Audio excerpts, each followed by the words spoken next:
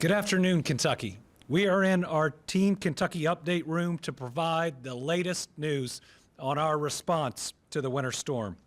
We are still experiencing dangerously cold temperatures and wind chills in Kentucky, which will continue through the week. Wind chills during part of the day will be negative to single digits for most of the state until Tuesday. During those times, folks need to stay indoors as much as possible and limit outdoor exposure. Even 10 to 30 minutes outside could cause frostbite and hypothermia at the coldest of times. We also need Kentuckians to make sure they're bringing their pets inside. This weather is just as dangerous for them. We can also now announce that we are forecast to get a little snow beginning Thursday night and Friday. It looks like up to an inch for parts of Kentucky. These will be light accumulations, but with the cold temperatures, they will make things more dangerous. It'll likely lead to prolonged impacts from the weekend storm because we're not getting enough of a break for ice and snow to efficiently melt this week. We need everyone to remain alert. The toughest news of the day is our confirmed deaths have jumped significantly. We are now confirming 10 weather-related deaths that we have connected to this storm. They include the 72-year-old woman from Whitley County and the 48-year-old man in Morgan County. Those are the two that have been announced.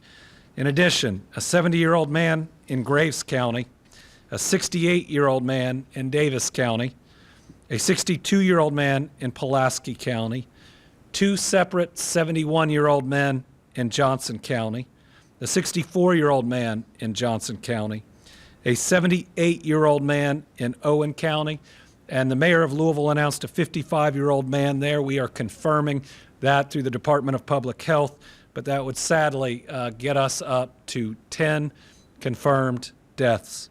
We are praying for all of these families during this difficult time. We are also opening the Team Kentucky Storm Relief Fund, where we will offer to pay $10,000 apiece for each of these funerals. The first thing we do in Kentucky is grieve together, and we don't want these families to have to wait for reimbursement by FEMA. We've been raising money into this fund to respond to situations like this, and we'll be reaching out to those families directly. In the past, we've heard that it's a big help, that at times when people are still reeling, especially after losing somebody in such a difficult and traumatic way, that it's maybe just a little bit of light in a dark time, and if we can be there for those families, we want to be.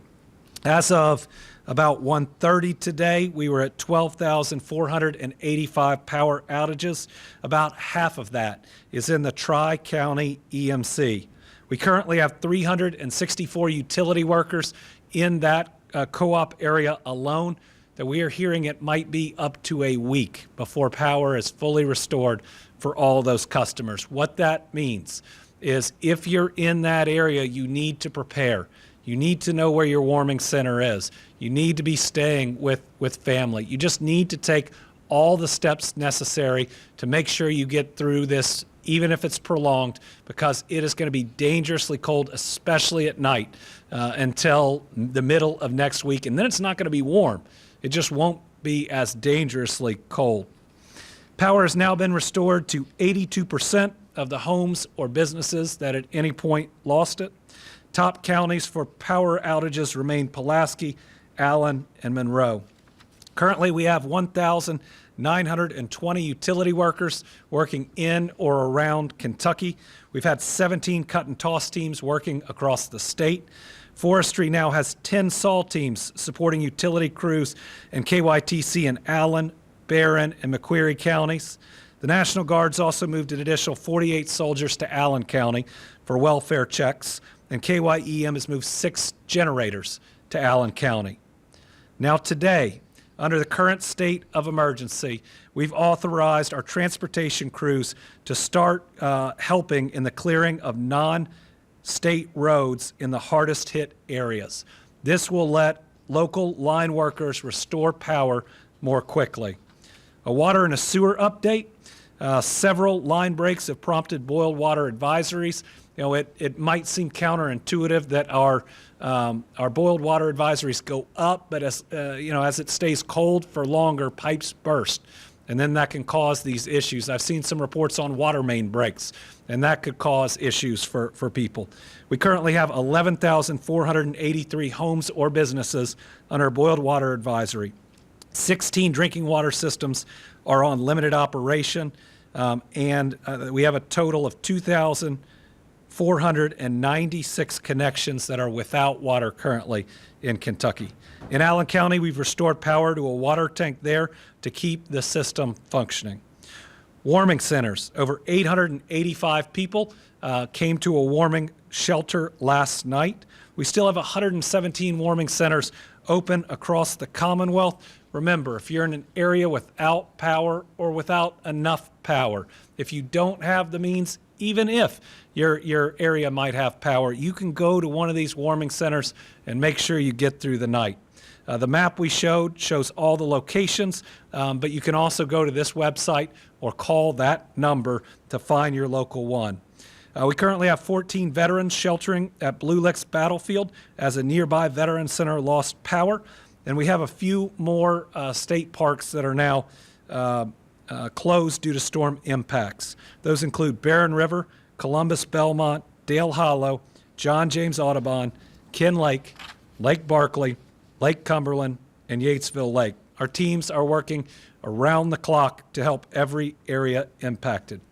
The Kentucky State Police has now received 9,691 calls for service related to the winter storm.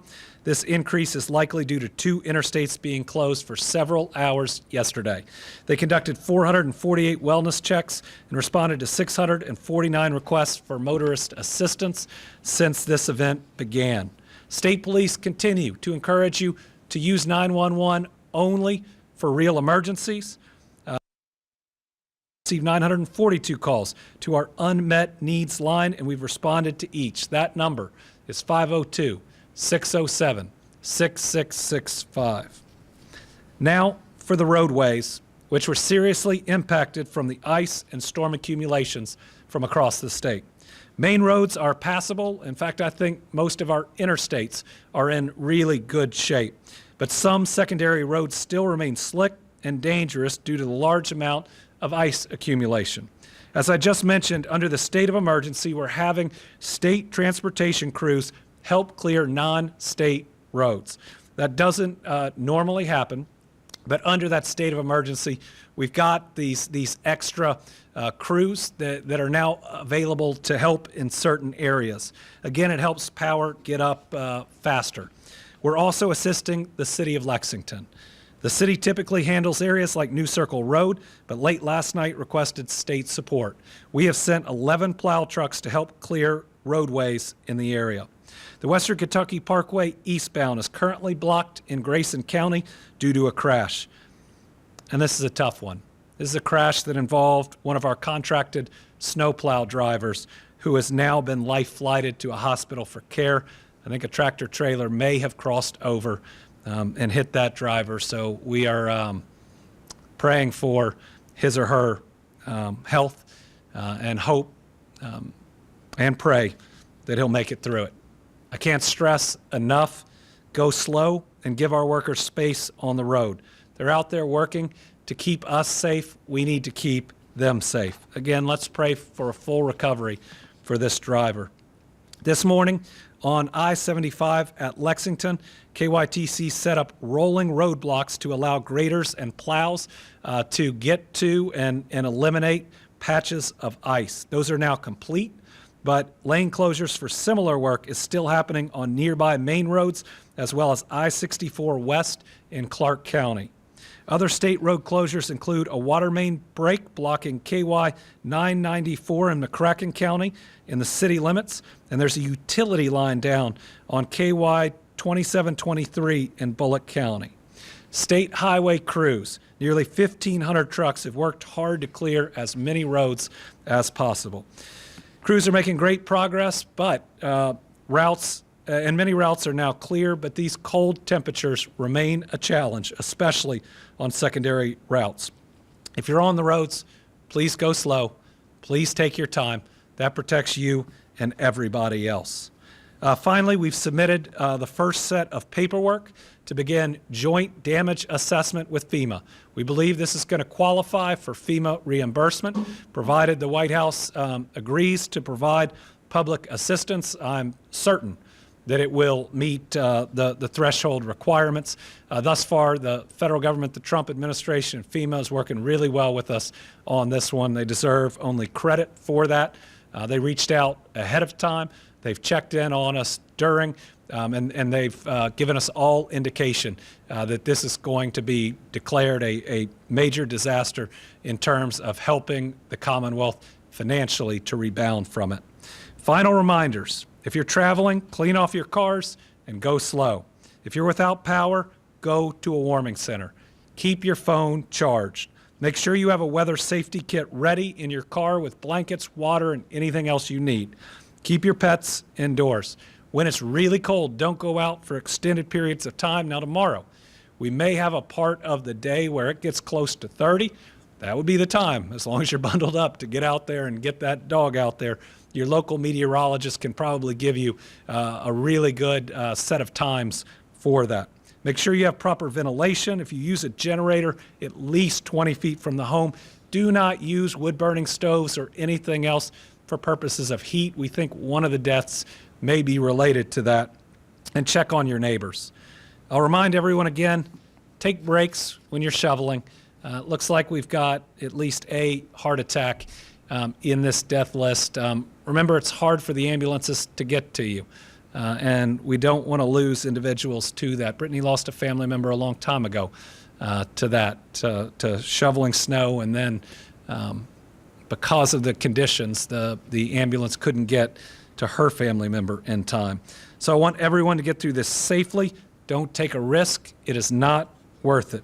And remember, if you need help, it is available. Again, avoid calling 911 unless it's an emergency. If so, definitely call 911. Otherwise, you can call your local KSP post or our unmet need line at 502-607-6665. This has been a massive storm. And sadly, we've now lost 10 Kentuckians. Let's think about those families. If you can, if you know them, reach out. They're going to need you during this time. And let's make sure that we don't lose others. Check on your neighbor, especially check on seniors, check on families with young children. Let's do what we can to make sure we get through this and we get through this together. With that, I'll open it up to questions. One journalist in studio. We'll start with Carolina. Governor, 10 deaths. Are these hypothermia, cold-related deaths, or is there something else contributing to these problems that we've been hearing about? Coming through windshields. What's the deal?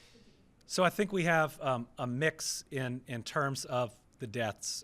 We have at least a couple that are hypothermia, but remember, you could be outside, you could fall, and then it's the cold that may be the major factor in it. We've had at least one heart attack. We had at least one fall on the ice, and then it looks like we have a house fire that caused the death of another. So it's a mix all the way through. Okay, we'll go to Tom Latek, who's on the line. Thank you, Governor. Good afternoon to you, sir. I had a quick question. Have you received any reports of gasoline shortages anywhere in the state?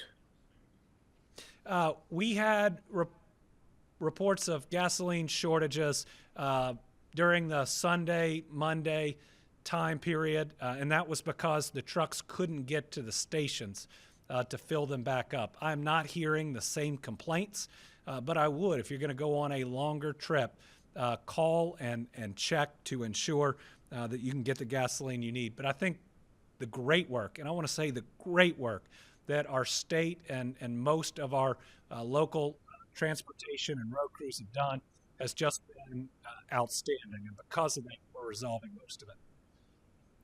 All right.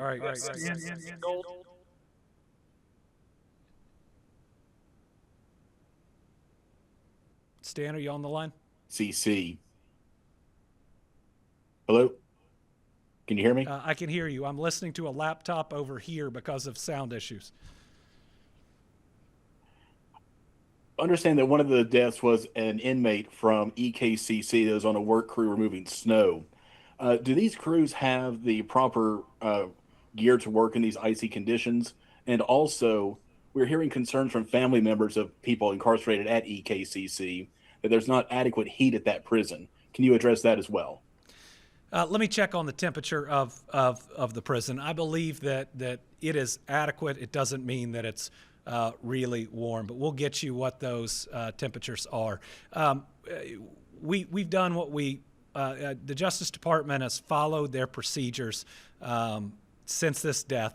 They called and notified KSP, and KSP will investigate on that side. But then we're going to make sure that we are fully looking at all of the policies and procedures and whether or not they were followed. I want to make sure we are fully transparent about what happened in this instance, that we get to the bottom of it with all of the facts, good or bad. I think the family deserves that, and at least for the future, we need to know exactly what happened, what lessons need to be learned, what might need to be done differently next time. But I want to make sure that we go through the investigations and make sure that we get all of the facts instead of conjecture or the rest. But I think I know we will let the truth speak for itself, again, good or bad.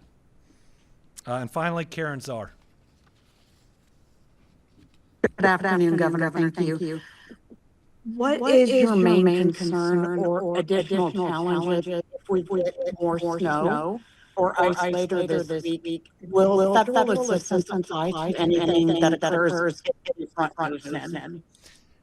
Thank you.